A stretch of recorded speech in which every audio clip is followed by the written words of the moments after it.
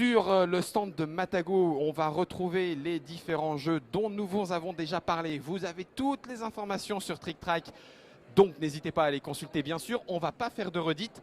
Par contre, on va essayer de trouver 2 ou 3 petites choses que nous ne vous avons pas encore montrées. Nous voici actuellement entre le stand Yellow d'un côté, le stand Bombix de l'autre. Matago est juste derrière. Alors, bienvenue dans un festival. Forcément, ça fait du bruit. Mais on devrait encore s'en sortir vu qu'il y a un peu moins de monde que prévu. En ce vendredi, puisqu'il n'y a que les professionnels, on vous l'a dit. Salut le stand Matago, coucou à tous. On vous prend au débeauté comme on a pris Gabriel sur le stand de l'Escape Room 25. C'est du live directement sans prévenir. On va faire un tout petit tour d'horizon et particulièrement sur les choses que nous n'avons pas encore montrées. Hicham, je ne t'ai pas remercié tout à l'heure pour le petit temps que tu nous as accordé. Je vais remettre le micro tout près de ta bouche pour qu'on t'entende tout bien. Il y a 2 ou 3 petites choses que nous n'avons pas encore vues et on voulait juste s'arrêter un petit peu sur ces petites choses que nous n'avons pas encore vues. Je pense particulièrement à ce qu'il y a derrière nous et ce qu'il y a à côté de toi. En 2 minutes 30, c'est des projets qui arrivent bientôt. Yeti par exemple, on l'a vu à Nuremberg me semble-t-il, ça arrive chez Matago. Exactement, donc nous avons un partenariat très poussé avec Pegasus et donc il va y avoir un certain nombre de jeux qui vont arriver très prochainement. Donc Yeti, familial où il s'agit de prendre en photo effectivement le Yeti, un jeu 2D voilà, très simple mais très rigolo avec pas mal de tactiques dedans. Avec de la 3 dimensions. Avec de la 3 dimensions, voilà, comme on aime bien, tout le monde aime bien en ce moment. Nous avons également, qui n'est pas sur le stand, mais Runta. Donc voilà, ça y est, il est chez l'imprimeur. Donc il va arriver prochainement effectivement sur les étals. Par ailleurs, donc, nous avons un jeu à 2, donc Pagode. Voilà, donc de Pegasus qui était sorti il y a 1 an, je pense, chez eux. Et donc voilà, qu'on va sortir dans notre collection de jeux à 2. Et par ailleurs, Lanterne. Alors qu'il n'est pas un jeu spécifique de Pegasus, puisque ça avait été fait d'abord en Kickstarter, qui est un excellent jeu très plaisant à jouer. On a eu le coup de cœur dessus, donc on a décidé de le faire également.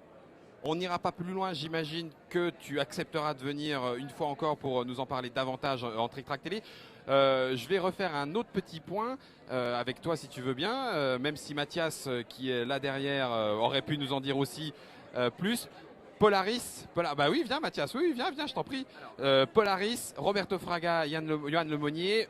On en est où? Est-ce que les équipages de sous-mariniers vont pouvoir partir et quitter le quai? Comment est-ce que ça se passe? Oui, alors donc maintenant on va parler de nos jeux pur Matago. Alors déjà effectivement on va se rapprocher. Vous allez pouvoir en voir une partie voilà, directement. Voilà. Il s'appelle maintenant Captain Sonar.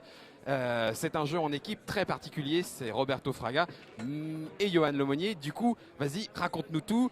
Ou en tout cas, en 2 minutes 30, ce que t'en dis. Alors en l'occurrence, on a 2 équipes donc, qui sont chacun à la tête d'un sous-marin. Dans chaque équipe, il y a donc la manière optimale, c'est à 8 joueurs, mais on peut jouer à moins bien entendu. On peut jouer soit en temps réel, soit en tour par tour, mais c'est beaucoup plus rigolo en temps réel. Il y a un capitaine, donc le capitaine donne le cap, il dit cap au nord, donc voilà, ça veut dire qu'on va une case au nord, cap à l'est, etc. Il y a un sonar de chaque côté qui écoute ce que dit le capitaine d'en face et du coup va essayer de reproduire les mouvements, sachant qu'il ne sait pas d'où est-ce qu'il vient. Donc il va essayer donc au fur et à mesure, il aura de plus en plus d'indications, puisqu'on peut pas revenir sur ses pas.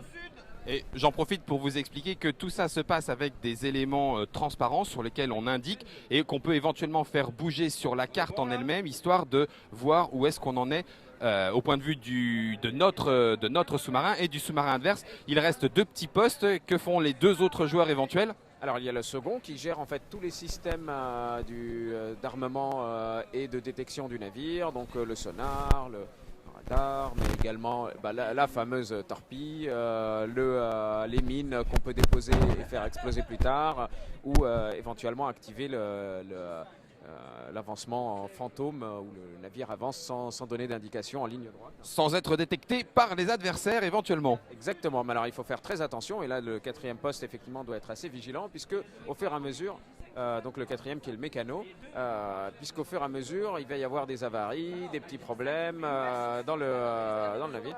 Et donc le rôle du mécano, c'est d'essayer de faire changer le cap, parce qu'il y a certaines directions qui vont être plus bénéfiques que d'autres à certains moments. Et sinon, il faut effectivement essayer de réparer. Et parfois, il faut se résoudre à faire surface. Et donc là, on est particulièrement vulnérable, mais ça permet de reprendre à zéro effectivement le navire. Donc voilà. Alors c'est un jeu coopératif, mais une équipe contre une autre équipe. C'est un jeu très particulier. Il y a un vrai défi éditorial parce que vous l'avez vu, il y a des écrans pour séparer les deux équipes, mais en même temps qu'elles s'entendent. On l'attend avec une certaine impatience. On ne sait encore pas comment on va pouvoir tourner la trick-track télé, mais on ira peut-être dans un vrai sous-marin. Moi, j'ai même pas peur. Je ne suis pas claustrophobe. Merci beaucoup, Hicham. Et de rien. Donc oui, alors donc voilà, ça c'est la prochaine nouveauté. Puis si vous voulez que je parle on a pas mal de. On a encore un petit truc. Nod, on se donne encore 2 minutes. Allez, Nod, on se donne encore 2 minutes. Dis-nous, Hicham, la deuxième ou autre petite chose. Donc à part Room 25, mais ça on en avait déjà parlé. Donc nous avons un jeu de dés de Bruno Catala et Ludovic Maublanc qui s'appelle Die Stars. Je vais essayer de vous le montrer. Allez. On te suit, Hicham, c'est parti. On vous avait dit qu'on ne ferait pas de redite. Grâce à Hicham, non seulement on ne va pas faire de redite, mais en plus on va avoir de l'information qu'on ne s'attendait pas à avoir. Sur quelle table a été mis Die Stars? Mathias? Non, là c'est Port-Royal. Yeti, on en a parlé. Lanterne. La Rivière des Dragons, on l'a vu. Baronnie, on l'a vu aussi. On a du Ultimate Warriors, Raptor, tout va bien. Ça, on connaît. Ok, on est de l'autre côté. J'espère, chers internautateurs et internautatrices, que tout va bien pour vous. En tout cas, on est ravis de pouvoir vous retrouver avec vous sur le live en direct de ce Festival international des jeux. Ça commence terriblement à sentir bon. Qu'est-ce que c'est que ces dés et ces fiches de dés? Raconte-nous tout. Alors pour l'instant, donc c'est uniquement un prototype, mais qui est très avancé. On est encore en train de travailler sur l'ergonomie des dés. Donc c'est un jeu, c'est très simple. En fait, on a un sac avec des dés. Les joueurs vont piocher des dés au fur et à mesure, qui va se rajouter à un pool, et après ils vont choisir soit une couleur, soit une valeur, soit les étoiles, et ils vont remplir leurs fiches. En conséquence, l'objectif étant de faire le maximum de points à la fin de la partie. Donc il y a un système très malin, effectivement, où on va remplir les différentes cases.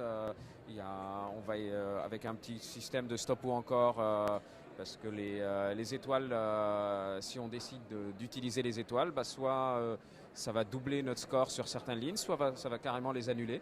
Donc voilà, on prend le risque ou pas. Un petit jeu rapide d'une vingtaine de minutes et qui sera disponible, tu le vois arriver quand dans le programme Matago? Je pense à peu près à avril aussi. En fait, on va avoir pas mal de jeux qui vont arriver d'ici l'été. Voilà, donc celui-là, voilà, rapide, simple et qui est dans un format dans lequel nous n'avions pas encore fait nous-mêmes de jeux, mais on avait des jeux en localisation comme Port-Royal par exemple. Voilà. Même format de boîte. Même format de boîte, on l'a vu. Ok, le public est en train d'arriver. Vous l'avez peut-être entendu tout à l'heure. Il est midi, ça y est, le salon ouvre les portes à tout le public. Il risque d'y avoir une petite marée humaine. Je ne sais pas si on va avoir le temps de les choper ou pas. Merci beaucoup, Hicham, pour ce passage sur le stand Matago. Avec, vous l'avez vu, un programme à venir très fort. On va donc revoir Hicham et son équipe dans la Trick Track Télé. Merci beaucoup, à tout bientôt. Tout bientôt, d'autant qu'il y a pas mal de choses dont je n'ai pas parlé, mais je garderai la primeur. Monsieur s'est teasé en plus, monsieur s'est teasé. On se retrouve tout à l'heure, on va peut-être voir si la marée humaine est en train de monter jusqu'à nous. Merci Hicham, bon salon à toi. Merci, à bientôt.